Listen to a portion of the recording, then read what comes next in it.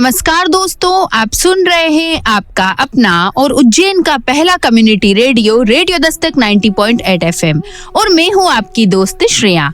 आप सुन रहे हैं मन की कलम से में उज्जैन के सुप्रसिद्ध रचनाकारों की रचनाएं, उन्हीं की जुबानी। आज इसी क्रम में हमारे स्टूडियो में उपस्थित है व्यंग्य रचनाकार माननीय रमेश चंद्र शर्मा जी। आपने अपने जीवन काल में 1000 से अधिक व्यंग्य रचनाएं आकाशवाणी के माध्यम से श्रोताओं तक पहुंचाई है। इनकी अब तक की प्रकाशित रचनाओं में है एडजस्टमेंट की कला, लोकतंत्र के चूहे, आत्मा की कमीज, मंथन आदि। आपका जन्म उज्जैन की धरा पर ही हुआ है। आपने लेखन के क्षेत्र में अपनी अभूतपूर्व रचनाओं का प्रचार प्रसार किया है और दोस्तों, इन्होंने अपनी रचनाओं के माध्यम से लाखों श्रोताओं को प्रेरित किया है। ये हमारा सौभाग्य है कि ऐसी हस्ती आज हमारे बीच मौजूद है और श्री रमेश चंद्र शर्मा जी आज अपनी रचनाओं को हमारे रेडियो दस्तक के श्रोताओं के साथ साझा करेंगे। तो आइए सुनते हैं उनकी पहली व्यंग्य रचना, जिसका शीर्षक है केबिन।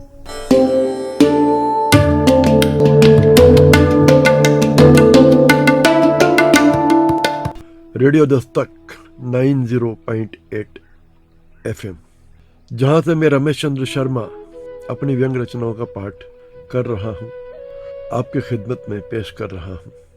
रचना पेश है।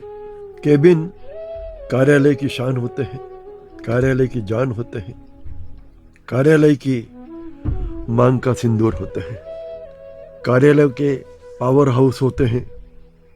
बिन केबिन के कार्यालय उस बाजार की तरह होते हैं जहां टकेसेर भाजी और टकेसेर खाजा बिकता है। केबिन नहीं हो तो चपरासी, बाबू, बड़े बाबू और साहेब में फर्क करना भी मुश्किल हो जाता है। अच्छा तोंदियल चपरासी साहब लगता है और मरियल साहेब चपरासी लगते हैं। बगैर केबिन का कार्यालय समाजवादी समाज व्यवस्था की तरह लगता है। ओहदों का भेद ही पता नहीं चलता। अब किसके माथे पर लिखा है कि कौन चपरासी है, कौन बाबू, कौन बड़ा बाबू और कौन साहेब। ऐसे में कई बार गड़बड़ भी हो जाती है। होता यह है कि आने वाला चपरासी को साहब समझकर सलाम ठोक देता है और साहब को चपरासी समझकर डांट देता है। अब आने वाले की भी क्या गलती है? किसी के माथे पर यह तो लिखा नहीं कि कौन क्या है। केबिन के बिना प्राइवेसी नाम की कोई चीज़ कार्यालय में होती भी नहीं है। बाबू और चपरासियों का तो क्या, वे कहीं भी गलियारों और जीनों में ही प्राइवेसी बना लेते हैं। साहिब की प्राइवेसी इतनी सस्ती तो नहीं होती है कि कहीं भी बन जाए। लिहाजा कार्यालयीन मांग के सिंदूर और कार्यालयीन बाजार के स्तर, कार्यालयीन वर्ग भेद, कार्यालयीन पहचान और कार्यालयीन प्राइवेसी के लिए केबिन का जन्म हुआ है। दरअसल केबिन क्या है? एक चौकर सा कमरा है जो प्लाईवुड सनमाइका को जोड़कर खड़ा कर दिया जाता है। केबिन में कांच भी लगे हुए होते हैं। दो तरफा पारदर्शिता में विश्वास रखने वाला व्यक्ति अपने केबिन में ऐसे कांच लगाता है कि वो सबको और सब उसको देख सके। एक तरफा पारदर्शिता वाला साहिब अपने केबिन में ऐसे कांच लगवाता है कि वो तो सबको देख सकता है मगर सब उसको नहीं देख सकते। सारे केबिन एक ही आकार के नहीं होते। पद के अनुसार केबिन के आकार छोटे और बड़े होते हैं। बड़े अधिकारी का केबिन बड़ा होता है और छोटे अधिकारी का केबिन छोटा। केबिन के आकार के हिसाब से आने वाले व्यवहार तय करते हैं। इस लिहाज से केबिन व्यवहार का पैमाना होता है। केबिन के बाहर एक तख्ती लटकी रहती है जिससे आने वालों को पता पड़ता है कि अंदर बैठे हुए साहब का नाम क्या है और वे किस ओहदे पर हैं। यह तख्ती केबिन का आईना होती है जिसमें ओहदा स्थायी रूप से अपने को बताता रहता है। बदलते हैं तो बस नाम। केबिन की बाहरी दीवार पर एक धागे में कुछ पर्चियां लटकी रहती हैं। इन पर्चियों से अंदर बैठे साहब को ज्ञात होता है कि कौन अंदर आना चाहता है। पर्चियां पढ़कर साहब तय करते हैं कि किससे मिलना है और किससे नहीं। जिनसे नहीं मिलना होता है साहब उनके लिए छुट्टी पर, दौरे पर अथवा अर्जेंट मीटिंग में होते हैं। कुछ केबिन खास होते हैं उनके दरवाजे के बाहर स्थायी रूप से एक व्यक्ति किसी स्टूल या कुर्सी पर बैठा होता है। इसका प्रातःकालीन दायित्व होता है आते हुए साहब को सलाम करना, और संध्याकालीन दायित्व भी साहब को सलाम मारना ही होता है। यह व्यक्ति सलाम के मामले में निष्काम कर्मयोगी जैसा होता है। वह जानता है कि उसके सलाम से साहब वाकिफ होकर भी ना वाकिफ है। वह उत्तर की आशा नहीं करता। वह जानता है कि अच्छा साहब सलाम का जवाब नहीं देता।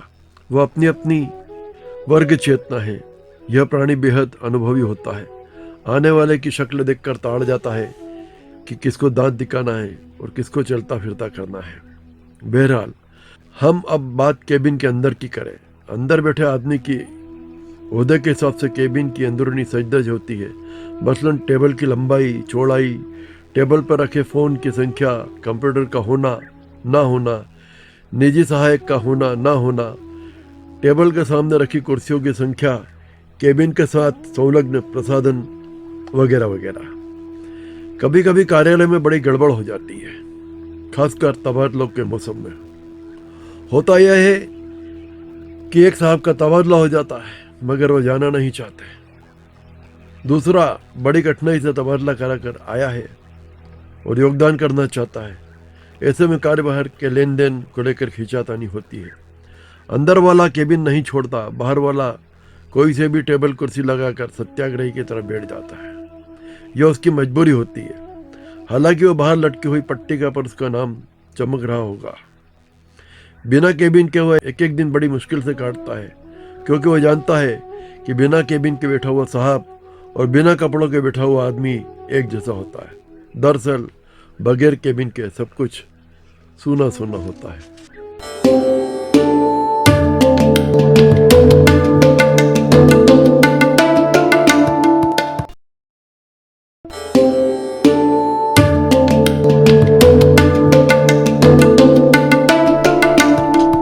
आप सुन रहे हैं आपका अपना और उज्जैन का पहला community radio, radio Dastak 90.8 FM। दोस्तों, आज के युग में हर एक युवा सरकारी पद पर कार्यरत होने के लिए उत्सुक है और हर युवा की चाह होती है कि एक दिन मेरा भी केबिन हो। दोस्तों, बिना केबिन के व्यक्ति की क्या दशा होती है, ये इस रचना में बखूबी दर्शाया गया है। दोस्तों, केबिन का साइज छोटा है या बड़ा, ये महत्व नहीं रखता। महत्व रखता है अपना स्वयं का केबिन का होना। दोस्तों, हर नौकरी पेशा व्यक्ति का स्वप्न होता है कि उसका स्वयं का केबिन हो। और दोस्तों, इस रचना में एक व्यक्ति के अंतर्मन का सुंदर तरीके से वर्णन किया गया है। और दोस्तों, इस रचना में एक नौकरी पेशा व्यक्ति के अंतर्मन का सुंदर तरीके से वर्णन किया गया है। इस रचना के बाद आइए सुनते हैं श्री रमेश चंद्र शर्मा जी की अगली व्यंग्य रचना, जिसका शीर्षक है मैं क्यों नहीं लिखता हूँ।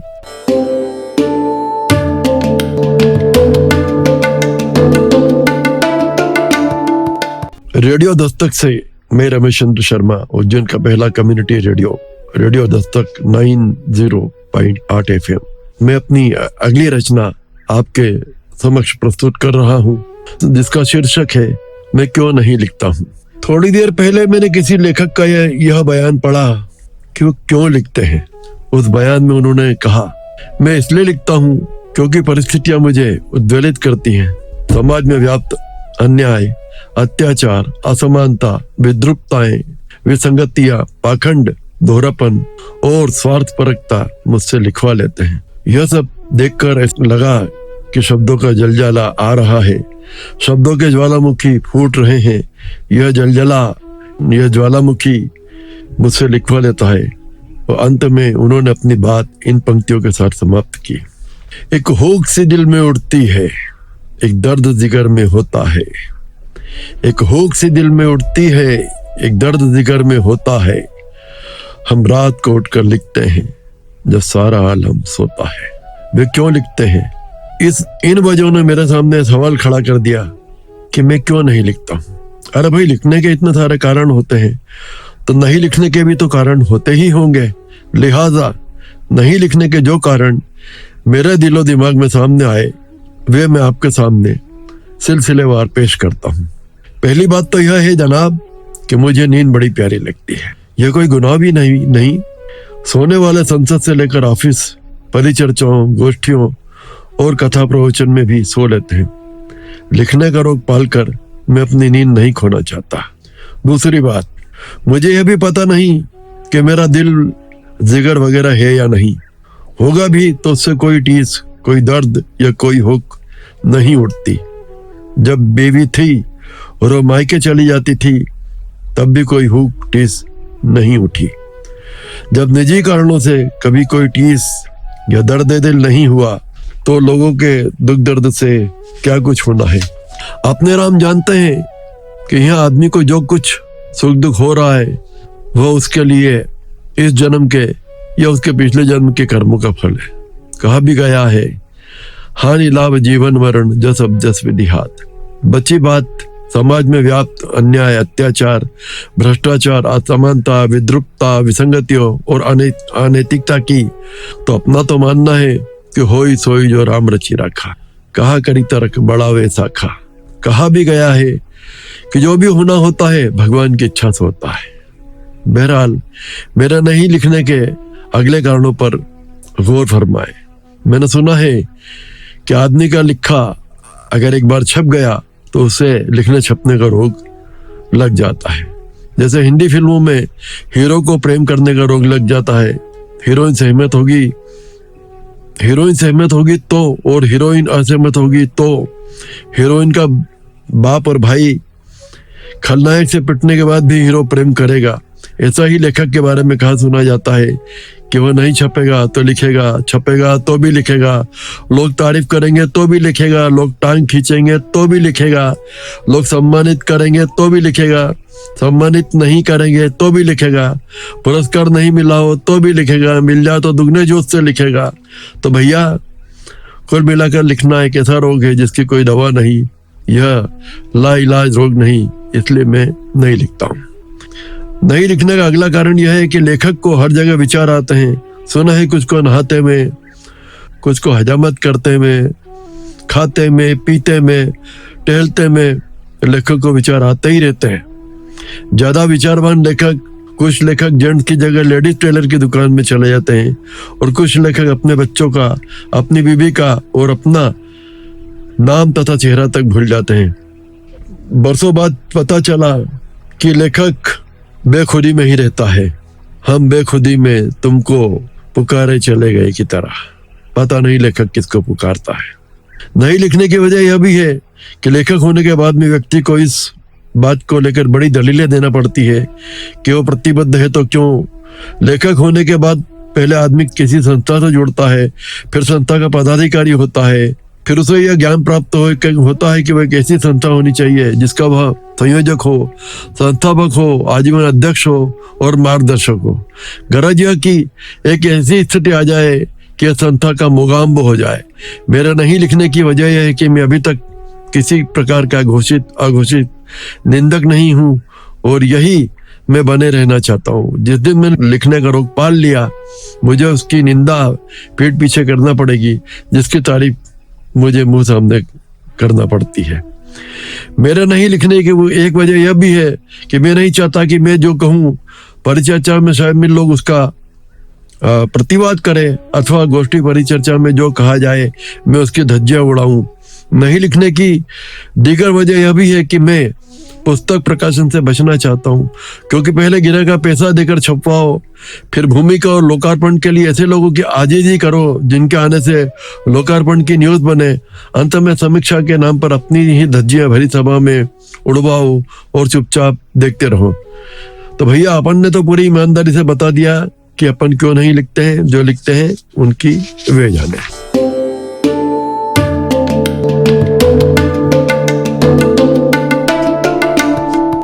आप सुन रहे हैं आपका अपना और उज्जैन का पहला community radio, radio Dastak 90.8 FM। दोस्तों, इस रचना के बारे में क्या लिखे और क्या कहे, ये रचना खुद में एक व्यंग्य को जगह देती है। दोस्तों, हर लेखक के लिखने की अपनी वजह होती है। कोई अपने जीवन की घटनाएं लिखते हैं, कोई अनुभव और कोई किसी अन्य व्यक्ति का जीवन। दोस्तों, सबकी अपनी अपनी लिखने की वजह होती है। पर दोस्तों कभी कभी ना लिखने की भी वजह बन जाती है। उस वजह को इस रचना में दर्शाया गया है। पर दोस्तों ना लिखने की चाहे कितनी भी वजह क्यों ना हो, पर एक लेखक व्यंग्य रचना में कभी कभी वो भी लिख देता है जो वो कभी लिख ना पाया। इस तथ्य को इस रचना में बखूबी दर्शाया गया है। इस सुंदर रचना के लिए श्री रमेश चंद्र शर्मा जी का बहुत बहुत धन्यवाद कि आपने अपनी इन बहुमूल्य व्यंग्य रचनाओं को हमारे रेडियो दस्तक के श्रोताओं के साथ साझा किया। एक बार पुनः आपका धन्यवाद। तो दोस्तों आज मन की कलम से के एपिसोड में आपने सुना श्री रमेश चंद्र शर्मा जी की खूबसूरत व्यंग्य रचनाओं को। अगले एपिसोड में हम पुनः मिलेंगे कई नई रचनाओं के साथ। दोस्तों यदि आपके मन में भी है कार्यक्रम को लेकर कोई प्रश्न या सुझाव तो आप हमें संपर्क कर सकते हैं रेडियो दस्तक के व्हाट्सएप नंबर 9406894068 पर, और साथ ही आप हमसे जुड़ सकते हैं हमारे social media account Facebook, Twitter, YouTube, Instagram और शेयर चैट पर भी, जहां पर आपको मिलेंगी कार्यक्रम से जुड़ी सभी जानकारियां। तो दोस्तों अब वक्त हो चला है आपसे विदा लेने का। अगले एपिसोड में हम पुनः मिलेंगे कई नई रचनाओं के साथ। तब तक के लिए दीजिए अपनी दोस्त श्रेया को जाने की इजाजत। पर आप कहीं मत जाइए, सुनते रहिए आपका अपना रेडियो दस्तक 90.8 FM। सुनेगा उज्जैन, बढ़ेगा उज्जैन।